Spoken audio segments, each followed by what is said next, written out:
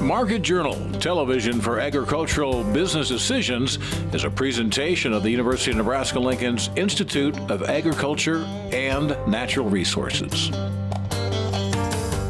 Promotional support is provided by the Nebraska Farmer Magazine.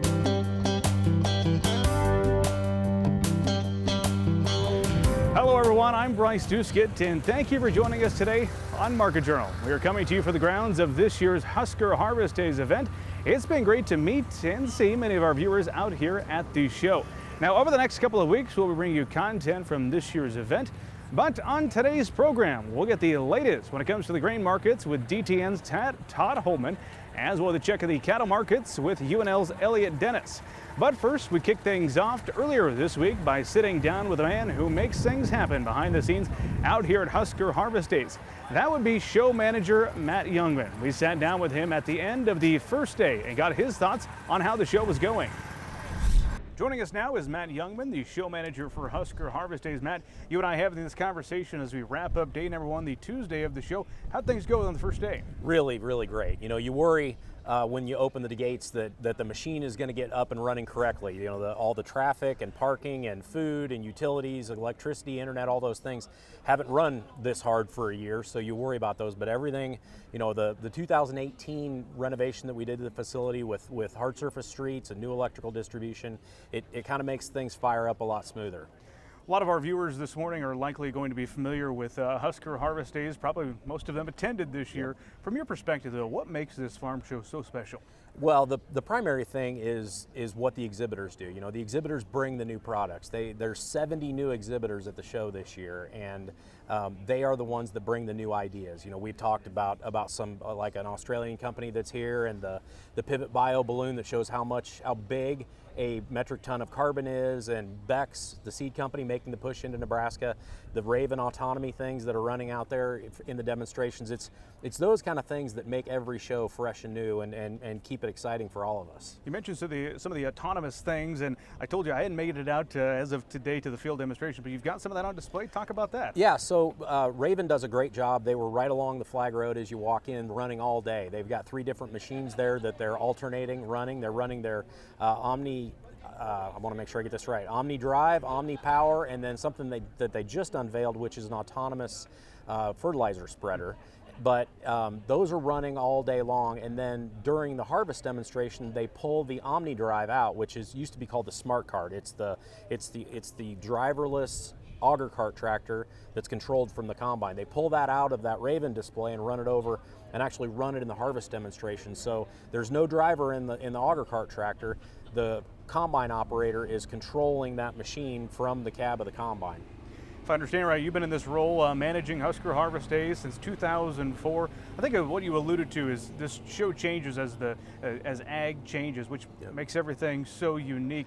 But you've had a change in ways that you serve the customers. As we have this conversation on some concrete, and that helps keep the dust down. Talk about how the show has changed in your time. Well, I started doing farm shows right out of college. The Farm Progress Show was the first one that I worked on, and you know, just to look back at what was new and cutting edge back then is now commonplace. You know, back then it was GPS and light bars and starting to get into precision ag, but it wasn't what it is today. And that over time turned into a commonplace thing. You know, auto steer, if it quits on our tractors at home, we park the thing because we don't want to drive it anymore. We don't want to use the auto steer.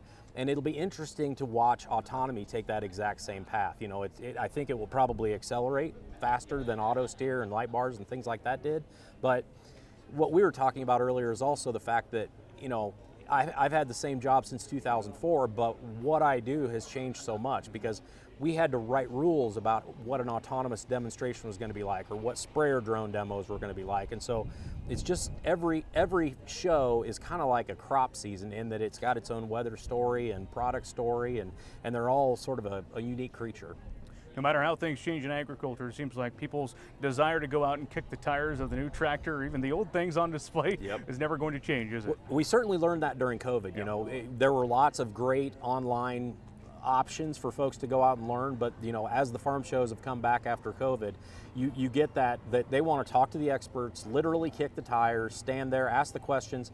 Being in front of it prompts questions that you just don't even think of when you're looking at a brochure online or something like that. So yeah, it's certainly got a place in the future, but it's just like agriculture, it's always changing. Matt, congratulations on a successful day one. As I mentioned, you and I have this conversation on Tuesday evening, and good luck the rest of the show. Thank you very much. Thanks again to Matt Jungmann for his time. Certainly interesting to see all the hard work that goes behind the scenes to make Husker Harvest Days happen. We'll transition now to the markets, and to do so, we are joined by Todd Hultman from DTN here in the DTN booth at Husker Harvest Days. Todd, I'm sure you've had a lot of interesting conversations with producers as they've stopped by this week. Yeah, it's really good, Bryce, and nice to have you here in our digs. We enjoy this, and I like the interaction that we get with our customers every year. I always get good feedback, good questions, and we always end up having good conversation. There's a lot of things to talk about this week because we started off the week with a WASDE report. Give us the high-level numbers and how we saw that impact the trade. Yeah, overall this WASDE report was very bullish for our corn-soybean situation. We're looking at the tightest ending corn stocks in 10 years. You got to go back to the drought of 2012 to see this tight of a situation in corn. And we were waiting for those yields to come down. USDA did oblige somewhat. They brought it down to 172.5, and we're looking at a crop now just under 14 billion bushels. On the soybean side, it was a little bit of a surprise. We thought USDA would report a record soybean crop once again, but they actually came down on their estimate. They're at 50.5 on the yield, and we're looking at 200 million bushels of ending supplies in the new season that's just getting started now. So we got many months ahead of very tight supply situation anticipated.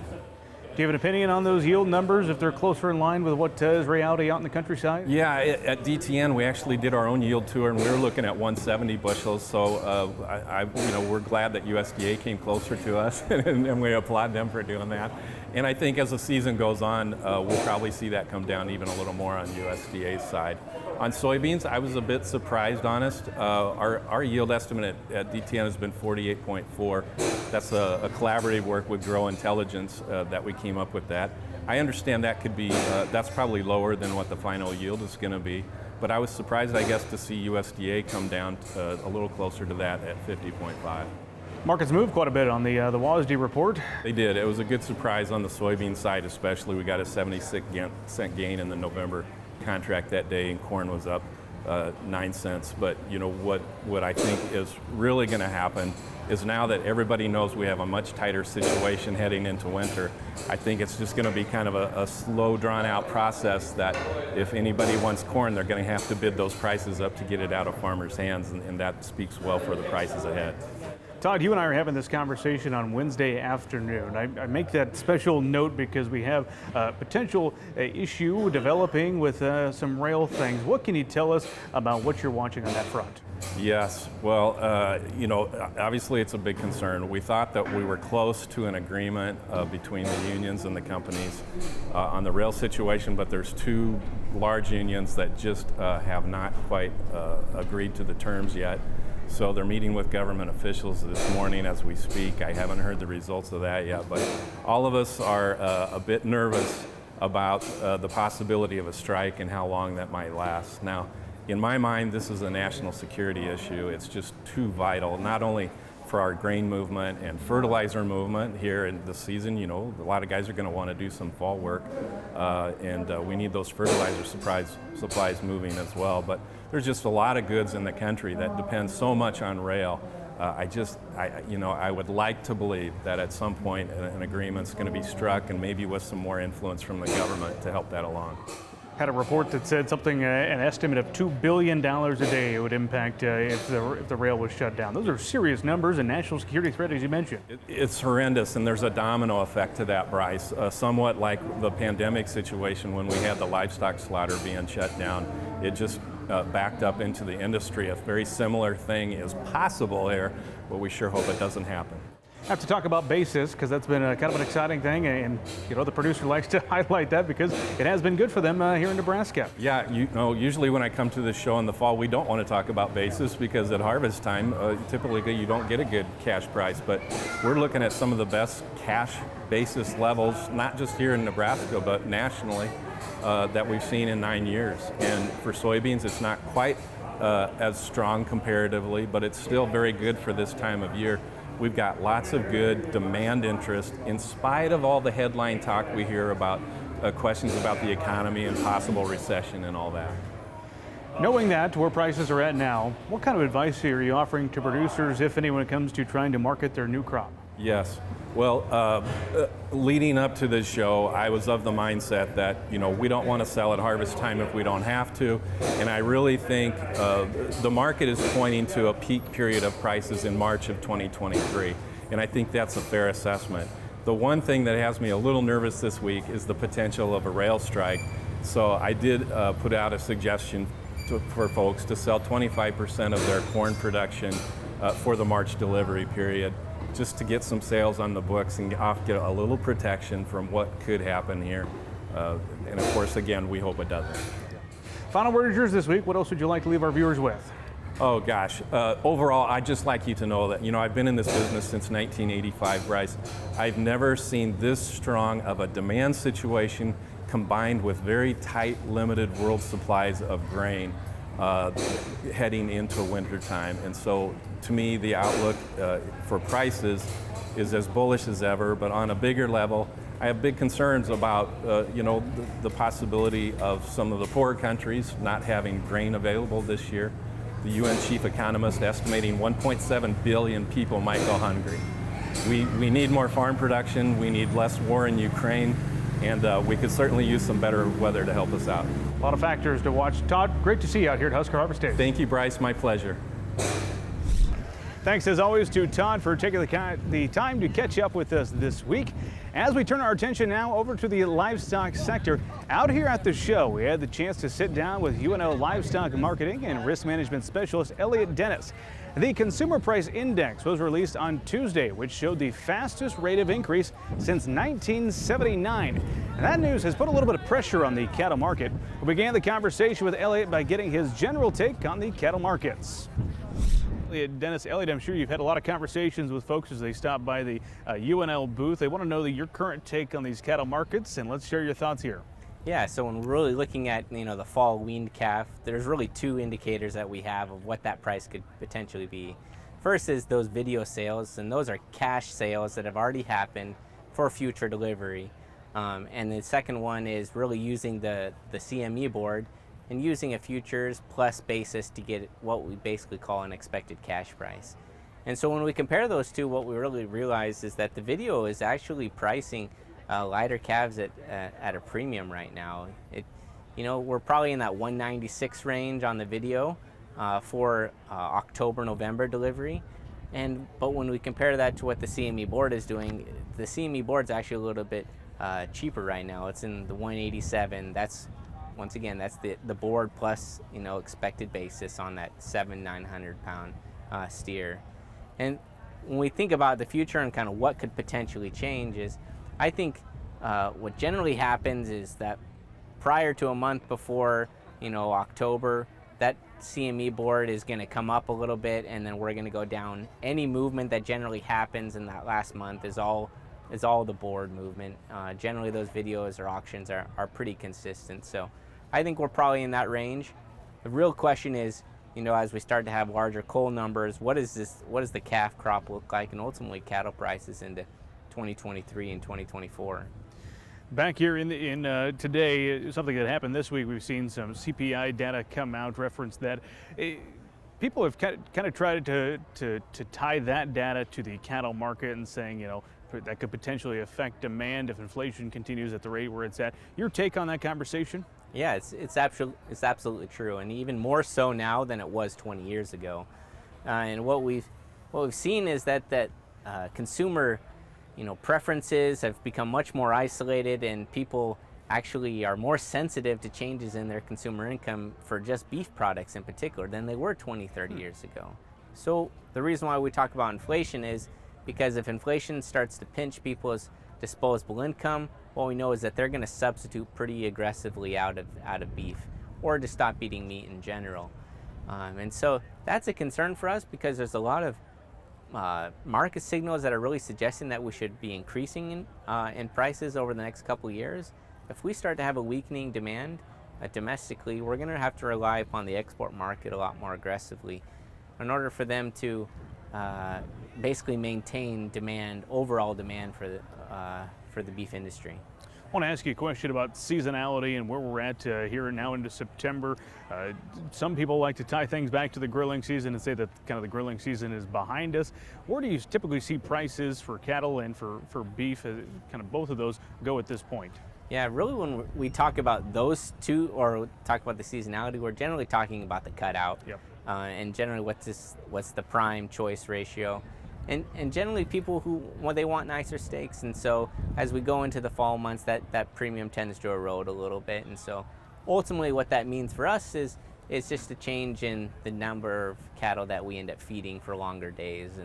And so we can always grade them a certain point, and really that choice select spread and really that prime to choice spread gives us that incentive to feed cattle for longer, and that tends to erode as we get into the fall months. And although it has been relatively strong as of late. Another topic I've heard people talking about has to do with harvest rates of cattle. What can you share with our viewers? Yeah, that tends to be a really popular topic, Bryce, as you know, and that's because we're at an extremely accelerated rate right now. We're probably around 13% above where we were in 2021. I have estimates somewhere in total herd reduction is in 4.5%. I would put that into context. That'd be one of our largest year-over-year reductions in the last 30 years. And so it's a notable magnitude that we're losing. And really what's concerning most people is a lot of that production's happening out of the region 6, which is that Panhandle or the Southern Plains region.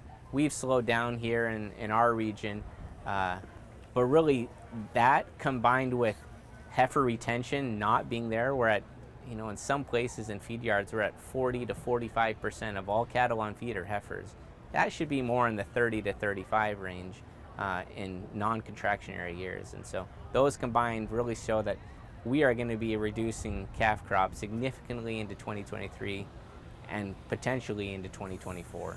Feed is obviously the challenge there when it comes to trying to maintain the cattle herds, and why some people are liquidating. There's really no sign of that situation getting any better due to this drought in the West. Yeah, the drought, and even if we have put up hay, there's estimates out of UNL that drought production or drought has affected hay production by 40%. Yep. And if we don't get good rains here in the fall, then we could talk about people who rely upon winter grazing that are not going to have the feed. And so people talk about maybe the slaughter pace slowing down. I think things have to be pretty significantly changed weather-wise for us to not see that herd liquidation occur, which is why I think that a lot of that liquidation is going to continue to happen, even though the market signals and coal cow prices and stuff started to come down, would suggest that we shouldn't be culling as many right now. But like I said, the drought is there, and it's putting a pinch on definitely input costs for producers. Thanks again to both Todd and Elliot for taking the time out of their busy schedules out here at Husker Harvest Days to discuss the markets with us. As always, if you have a question you'd like for us to pose to any of our future analysts, feel free to reach out to us on social media or over email, and we'll get those questions passed along. The honeybee is vital to Nebraska's agricultural industry. Honeybees pollinate more than 90 cultivated crops with a combined value of $10 billion annually, that according to the Nebraska Department of Agriculture. For Megan Vetter, the president of the Nebraska Beekeepers Association, the desire to add honeybees to the farm went beyond the honey that bees provide. In 2016, she set out on a quest to learn more about the benefits of honeybees as pollinators and beekeepers as well. Today, Vetter and her family operate their own business, that is Vetter Bees, selling local fresh honey and lotion bars. You can read more about the benefits of honeybees to agriculture in the September issue of the Nebraska Farmer. Well, it is now time for a check of weather with Nebraska Extension AG Climatologist and Market Journal's Chief Meteorologist Al Dutcher.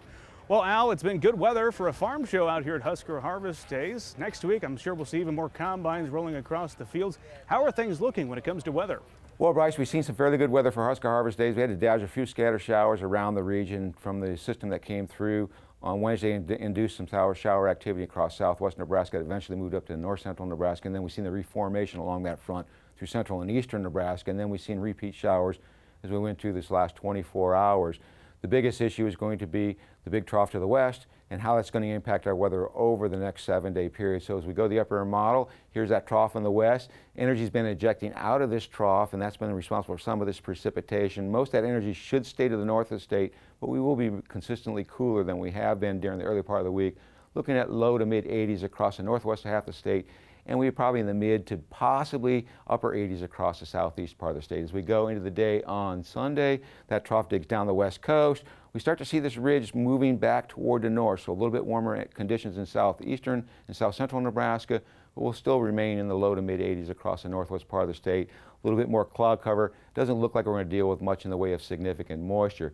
Now, as we get in the day on Monday, this ridge starts to build toward the north as this trough digs even farther down the coast in California. So we're going to bring 90s back into the southern third of the state, mid to upper 80s across the northern part of the state under dry conditions. As we get into Tuesday, this ridge fully expands its farthest northern extent, probably as we get into the afternoon hours, maybe a little bit of activity moving across the northern part of the state, but it doesn't look like it's going to be able to overcome the dry air at the surface.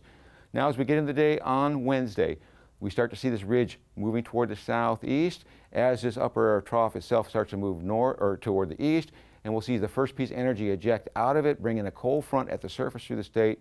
We're looking at highs that will probably be in the 70s across the northwestern one-third of the state. Southeastern part of the state probably looking more in the upper 80s to low 90s. And as we go into the day on Thursday, this trough moves up into the northern Rockies and then will progress eastward. Pretty decent channel of moisture develops for the monsoonal flow ahead of this front. So from southwest to northeast Nebraska, fingers crossed, it looks like we may actually see better than a half an inch of moisture. And on the day on Friday, this trough moves over to eastern Montana. Very strong energy on the front side of this trough. We may see some good overrunning precipitation work its way across the state during the day. As we go even farther into the future, and this takes us from next Thursday to the following Tuesday, CPC is indicating above normal temperatures. A lot will depend on this trough. If it moves quicker, yes, this is going to verify. If it moves slower, we're going to be cooler than normal. In terms of precipitation, the basic account on this trough moving rapidly toward the east. If it slows down, we'll see much more significant moisture. Thank you very much for that, Al. The potato leafhopper can be a thorn in the side of alfalfa producers and has been for many producers east of Grand Island. Producers here in Nebraska will typically have some warning as they tend to show up in the state of Kansas before they make their way up here to the cornhusker state. However, if treatment is needed, there is some options available to producers. Market Journal's Mike Straub recently caught up with Extension Entomologist Bob Wright to learn the details. Sometime in early to mid-June, there's a pest migrating from east to west to find its way into eastern Nebraska. The potato leafhopper feeds on mainly alfalfa, but can also cause problems in potatoes and dry beans. Okay, the potato leafhopper is a periodic pest mostly in eastern Nebraska. It overwinters in the Gulf Coast states and then flies up each spring. Usually we see it sometime in early to mid-June in eastern Nebraska. It's mostly a problem, or historically it's a problem east of Grand Island most years. Depends on which way the wind blows in the spring. It can feed on quite a few different crops, not just alfalfa, but if it gets out west, it can attack potatoes and dry beans, but usually it's not a problem out west. Specifically in alfalfa, if they're in the field, you'll start seeing yellowing of the leaf tips, sort of a triangular yellowing on the leaf tip, and if they're abundant enough, they can stunt the plant growth and reduce yield, so that's the important thing. And since they migrate up, they can appear rather suddenly in the spring or early June, so you need to be monitoring for what's going on in the field. When you first start seeing injury, check to see if there's potato leafhoppers present. If not quickly identified, the quarter-inch insect can cause large issues for producers by causing damage and reducing yields. Leafhoppers are small, very small insects, about maybe a quarter-inch long.